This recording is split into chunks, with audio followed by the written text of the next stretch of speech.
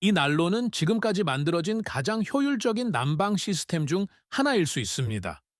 그러나 선진국 대부분의 가정에서는 이를 설치하는 것이 불법입니다. 이것은 로켓 매스 히터, 즉 로켓 매스 히어터입니다. 전통적인 난로보다 목재를 90% 적게 태우고 한 번의 연소로 최대 24시간 동안 집을 난방할 수 있으며 동네 철물점에서 구할 수 있는 재료로 $500 미만으로 만들 수 있습니다. 이 난로의 기원은 중앙 아메리카의 가장 가난한 지역 중 한 곳에서 시작되었으며 돈을 절약하기 위해서가 아니라 생명을 구하기 위해 설계되었습니다. 이것은 로켓 매스 히터의 이야기, 작동 원리, 그리고 건축 규제로 인해 여러분이 이를 만드는 것이 왜 불법이 되었는지에 대한 이야기입니다. 1973년 에반스라는 웨일스 출신의 생태학자는 과테말라의 주방에서 여성과 아이들이 죽어가는 것을 목격했습니다. 그 원인은 빈곤, 폭력, 질병이 아니었습니다. 바로 연기였습니다. 하루 4시간 동안 타오르는 3개의 돌 화덕은 매일 사색개비에 담배를 피우는 것과 맘먹는 미세먼지로 방을 가득 채웠습니다. 가족들은 매년 이 연기를 들이마셨고 자신들을 중독시키는 시스템을 계속 사용하는 것 외에는 대안이 없는 사람들에게 만성 폐질환이 보이지 않게 발병했습니다. 세계보건기구 WHO에 따르면 개방형 화덕에서 발생하는 실내 연기로 인해 매년 약 400만 명이 사망하며 그중 대부분은 여성과 어린이입니다. 이를 직접 목격한 에반스는 누구보다 이 사실을 잘 알고 있었습니다. 그래서 그는 오리건주의 아프로보 연구소 에이프로보 리서치 인스티튜트와 협력하여 대체 시스템을 설계했습니다. 그의 목표는 누구나 현지 재료로 만들 수 있고 연기를 최소화할 만큼 목재를 효율적으로 연소시키며 외부 공급망이 필요 없는 난로를 만드는 것이었습니다. 그리고 1982년 로켓 스토브가 공개되었습니다. 이 이름은 L자형 연소실을 통과하는 공기의 굉음에서 유래했습니다. 이 난로는 이전의 어떤 것보다 더 뜨겁고 더 깨끗하게 더 적은 연료로 연소되었습니다. 이후 연구에 따르면 이 단순한 난로 디자인은 주방의 일산화탄소 발생량을 3분의 1로 줄였습니다. 그것은 훌륭했습니다. 그러나 에반스는 근본적인 문제를 발견했습니다. 로켓 스토브를 사용할 때 상당한 열 손실이 발생한다는 것이었습니다. 에너지가 요리용 냄비로 전달된 후 공기 중으로 손실되었습니다. 과테말라의 습한 기후에서는 이것이 문제가 되지 않았습니다. 하지만 요리뿐만 아니라 난방을 위해 난로에 의존하는 더 서늘한 지역에서는 이것이 큰 문제였습니다. 이 딜레마에 대한 해결책은 한국에서 나왔습니다. 3,000년이 넘는 시간 동안 한국인들은 아궁이에서 발생한 연소가스를 돌바닥 아래로 통과시켜 바닥을 아래에서부터 드고 불이 꺼진 후에도 몇 시간 동안 온기를 발산하게 했습니다. 바로 온돌로 알려진 시스템입니다. 온돌을 비롯해 전 세계의 다른 조적식 난방 시스템에서 얻은 핵심 교훈은 추결 (thermal storage의 효율적인 사용이었습니다. 짧고 강렬한 열원으로부터 열을 흡수하여 이후 몇 시간 동안 천천히 방출할 수 있는 능력을 가진 재료를 사용하는 것입니다. 80년대에 이르러 에반스는 자신의 발명품의 새로운 버전인 로켓 매스 히터를 공개했습니다. 고효율 연소 난로와 온돌의 추결 기능을 결합하여 그는 지금까지 만들어진 가장 효율적인 가정용 난방 시스템 중 하나를 고안해냈습니다. 이 시스템의 훌륭함을 이해하려면 작동 원리를 알아야 합니다. 먼저 수직으로 된 투입구에 나무를 넣는 것으로 시작하는데 자연스럽게 나무에서 떨어지는 1.3인치 굵기의 나뭇가지면 충분합니다. 기존 난로와 달리 여기서는 불이 옆으로 탑니다. 투입구 바닥의 L자형 구조는 연소 방향을 수평 연소 터널로 꺾은 다음 다시 수직으로 바꿉니다. 그런 다음 불은 시스템의 심장부인 열 상승관 히아트 라이서이라는 구역으로 솟아오릅니다. 두껍고 단열이 잘 된 챔버인 열 상승관은 화씨 1300도에서 1660도 사이의 온도를 만들어냅니다. 반면 기존의 화목 난로는 화씨 570도에서 930도 사이에서 연소됩니다. 열 상승관은 고체 물질이 분해될 때 나무가 방출하는 가연성 가스를 가둡니다. 전통적인 시스템에서는 이 가스의 대부분이 완전히 연소되기 전에 수직 굴뚝을 통해 손실됩니다. 열 상승관에 갇힌 목자의 가스는 연소되어 2차 연소를 일으키고 시스템에 추가적인 열을 방출합니다. 이 연소는 주로 이산화탄소와 수증기로 이루어진 매우 뜨겁고 깨끗한 가스를 생성합니다. 이 가스가 열 상승관을 빠져나가기 시작할 때 상승관 위에 씌워진 거꾸로 된 강철통이 가스를 다시 아래로 밀어내어 기둥 외부를 감싸게 함으로써 방 안으로 즉각적인 온기를 발산합니다. 통의 바닥에서 뜨거운 가스는 우수한 열적 특성을 가진 2, 3톤의 흑벽돌, 쇼비 바에 묻혀 있는 배기 덕트로 들어갑니다. 흑벽돌은 배기관에서 열을 흡수하여 다음 16과 약 4시간 동안 주변 환경으로 천천히 열을 방출합니다. 가스가 시로의 굴뚝에 도달할 때쯤이면 온도는 화씨 100도에서 150도 사이로 떨어집니다. 이에 비해 기존의 화목 난로는 화씨 750도에서 1100도 사이에서 배기 됩니다.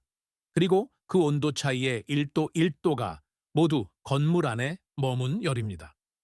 이 시스템은 매우 효율적이어서 네덜란드의 한 항공우주 엔지니어가 로켓 매스 히터의 연소를 측정했을 때 90.2%의 열 효율을 기록했으며 이는 바이오매스에서 열을 생성하는 가장 효율적인 방법 중 하나입니다. 참고로 개방형 화덕의 열 효율은 15%입니다. 꽤 인상적으로 들리겠지만 우리 중 주된 난방 시스템으로 개방형 화덕 주위에 옹기종기 모여 있는 사람은 많지 않을 것입니다. 그렇다면 우리가 더 공감할 수 있는 것과 비교하면 어떨까요? 현대의 고효율, 가스 용광로, 가스 보일러는 시스템이 연료를 열로 얼마나 효율적으로 변환하는지를 측정하는 AFUE 연간 연료 소비 효율가 80% 판엔 98%로 평가됩니다.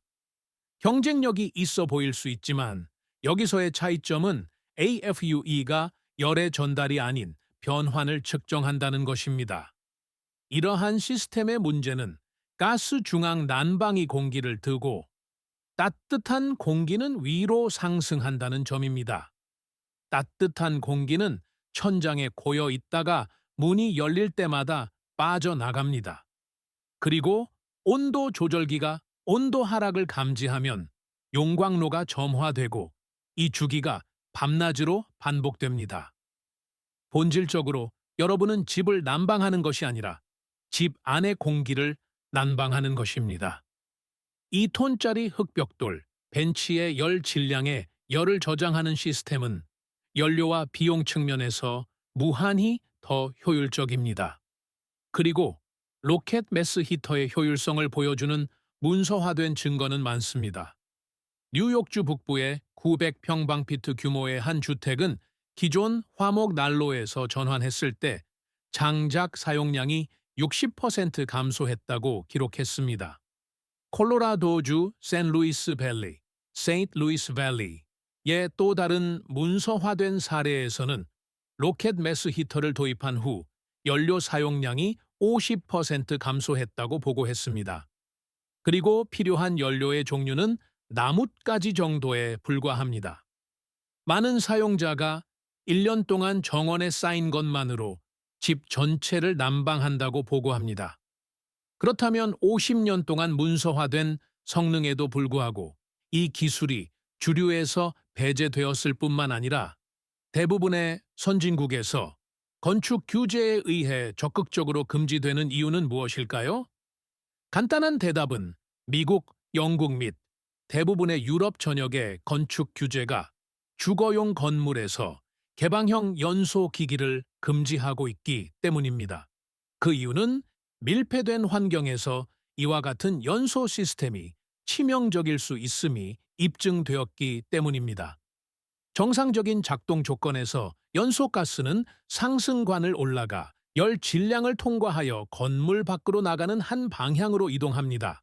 그러나 기계식 환기 장치, 열회수 장치 또는 주방 환풍기가 있는 단열이 잘 된 현대식 주택은 실내에 음압을 발생시킬 수 있습니다. 그런 일이 발생하면 공기 흐름이 역전될 수 있습니다.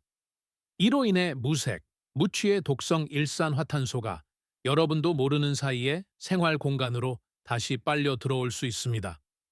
인증 프레임워크는 로켓 매스 히터 구현의 두 번째 장벽을 추가합니다. 환경보호청 EPA은 모든 목재 연소 기기가 동일하게 대량 생산된 장치에 대해 표준화된 실험실 테스트를 통과하도록 요구합니다. 점토, 모래, 폐기된 통으로 현장에서 제작된 시스템은 제조된 상업용 제품을 위해 설계된 프레임워크를 통과할 방법이 없습니다. 따라서 본질적으로 관료주의는 선진국 대부분에서 여러분이 이를 구현하는 것을 거의 불가능하게 만듭니다. 그러나 규제 절차에 참여할 준비가 된 사람들은 10년 전보다 더 많은 경로를 찾을 수 있을 것입니다. 예를 들어 포틀랜드에는 이제 실내 로켓 매스 히터를 위한 경로가 있습니다. 건축주 면제 조항이 있는 미국 서부 전역의 농촌 카운티에서도 건축주가 환기 및 일산화탄소 감지 요구 사항을 준수함을 입증할 수 있는 경우 실내 설치를 승인받을 수 있습니다. 그러나 우리 대부분에게 규제는 우리 집에서 이 설정을 복제하는 것이 불법이라고 규정합니다.